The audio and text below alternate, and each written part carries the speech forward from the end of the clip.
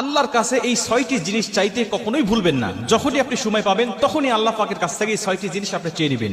উঠতে বসতে চলতে ফিরতে সব সময় আল্লাহ পাকের কাছে চাইবেন, কারণ এই 6টি জিনিস যদি আপনার হয়ে যায়, আপনার জীবনে দুঃখ কষ্ট দুশ্চিন্তা টেনশন কখনো স্পর্শ করতে পারবে না। দুনিয়ার জমিনে আপনি সবচেয়ে সুখী মানব হবেন এবং আখিরাতের জীবনটা আপনার জন্য কল্যাণকর হবে। এজন্য নবীজি বলেছেন, তুমি যখনই সময় পাবে তখনই তুমি আল্লাহ পাকের কাছে এই 6টি জিনিস চাইবে। 1 নম্বরে শারীরিক সুস্থতা। শারীরিক সুস্থতা একটা আল্লাহ পাকের পক্ষ থেকে একটা বড় নিয়ামত। এই সুস্থতা যদি তোমার মধ্যে না থাকে, তুমি যদি অসুস্থ ব্যক্তি হও, তাহলে তুমি ইবাদত করেও মজা পাবে না, দুনিয়াতে চলতে ফিরতেও তুমি মজা পাবে না, দুনিয়াতে এনজয় করতে পারবে না এবং তুমি আল্লাহ পাককে সন্তুষ্ট করতে পারবে না। এজন্য শারীরিক সুস্থতা এটা আল্লাহ পাকের পক্ষ থেকে একটা নিয়ামত, এটা তুমি চেয়ে নিবে আল্লাহ পাকের কাছে, আল্লাহ তুমি আমাকে শারীরিক সুস্থতা দান করো। 2 নম্বরে নবীজি সাল্লাল্লাহু আলাইহি ওয়াসাল্লাম বলেন, তুমি হালাল রিজিক আল্লাহ পাকের কাছে চাইবে।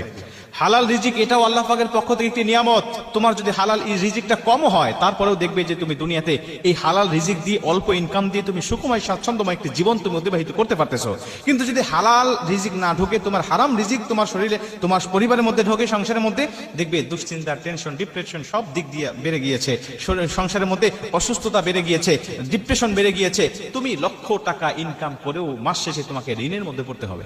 আর যদি হালাল ইনকাম হয়, এর মধ্যে আল্লাহ পাকের বারাকা থাকে, বরকত থাকে, তুমি দেখবে মাস শেষে খেয়েও শেষ করতে পারবে না, যদিও সেটা অল্প হয়।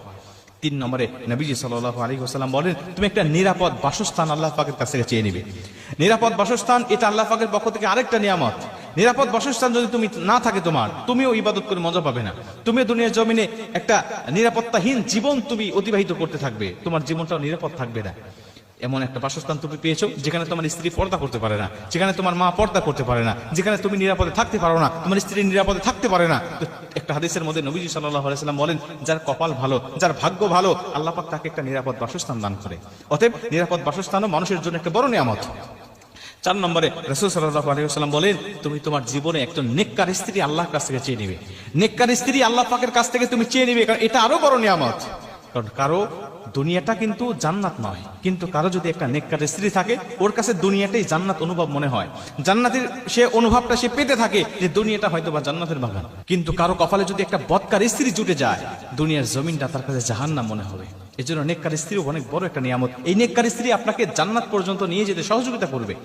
5 নম্বরে নবী সাল্লাল্লাহু আলাইহি ওয়াসাল্লাম বলেন, একটা নেককার সন্তান তুমি আল্লাহ পাকের কাছ থেকে চেয়ে নিবে। তুমি বলবে, রব্বি হাবলি মিনাস সলিহিন, কারণ তোমার স্ত্রী ভালো, তোমার সংসার ভালো, তোমার ঘর ভালো, তুমি শারীরিক সুস্থতা সব ঠিক আছে, কিন্তু তোমার সন্তান বদকার, তোমার সন্তান নেককার হয় নাই। এই সন্তান কিয়ামতের ময়দানে তোমাকে জাহান্নামে নিয়ে যাবে।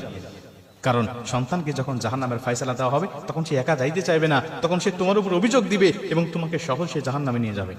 কিন্তু সন্তান যদি নেককার হয়, এই সন্তান তোমার জান্নাতে যাওয়ার কারণ হবে, সন্তান তোমার জন্য আল্লাহ পাকের কাছে সুপারিশ করবে। মুসলমান ভাইরা আমার, এই জন্য নবীজি সাল্লাল্লাহু আলাইহি ওয়াসাল্লাম বলেন, আল্লাহ পাকের কাছ থেকে তুমি একটা নেককার সন্তান চেয়ে নিবে। কারণ নেককার সন্তান যদি তোমার কপালে জুটে যায়, আল্লাহ পাক যদি নেককার সন্তান তোমাকে একটা দিয়ে দেয়, তোমার দুনিয়াটাই জান্নাতের বাগান মনে হবে। জোরে কোন সুবহানাল্লাহ। দুনিয়াটা তোমার কাছে জান্নাতের বাগান মনে হবে। এই জন্য তুমি নেককার সন্তান আল্লাহ পাকের কাছে চাবে। এবং 6 নম্বরে তুমি আল্লাহ পাকের কাছ থেকে ঈমানের সাথে মৃত্যুটা তুমি চাইবে। ঈমানের সাথে যদি তোমার মৃত্যু হয়ে যায়, দুনিয়ার জমিনটা তোমার জন্য সফল হয়ে গেল, আখিরাতের জীবনটাও তোমার জন্য কনফার্ম জান্নাত হয়ে গেল। কারণ ঈমানের সাথে মৃত্যু হওয়াটাই একটা মুমিনের জন্য সবচেয়ে বড় চ্যালেঞ্জ। তুমি দুনিয়ার জমিনে যা করেছো, তোমার কোনো কিছুর হিসাব নেওয়া হবে না যদি ঈমানের সাথে তোমার মৃত্যুটা হয়ে যায়। কিন্তু বান্দা, যদি মরণটা তোমার ঈমানের সাথে না হয়ে যায়, তোমার জিন্দেগির সব তাহাজ্জুদ বরবাদ হয়ে যাবে, সব নামাজ রোজা বরবাদ হয়ে যাবে, সব দান সদকাগুলো বরবাদ হয়ে যাবে। এজন্য ঈমানের সাথে মৃত্যুটা তুমি সব সময় আল্লাহ পাকের কাছে চাবে। ঈমানের সাথে যদি মৃত্যু হয়ে যায়, দুনিয়ার জীবনটা আমার আল্লাহ তোমাকে কল্যাণকর, আখিরাতের জীবনও কল্যাণকর করে দিবে। জয় কোন সুবহানাল্লাহ।